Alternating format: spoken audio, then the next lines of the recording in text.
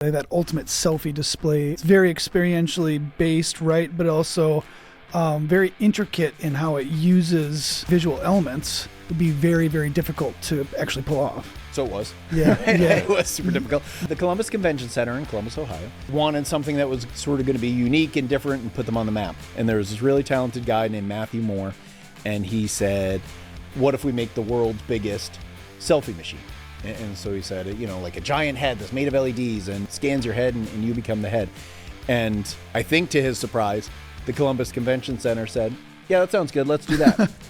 And then he was like, okay, great, but who and how and wow, okay. Yeah. And so he came to us. So we figured out how to make a giant 14-foot LED head.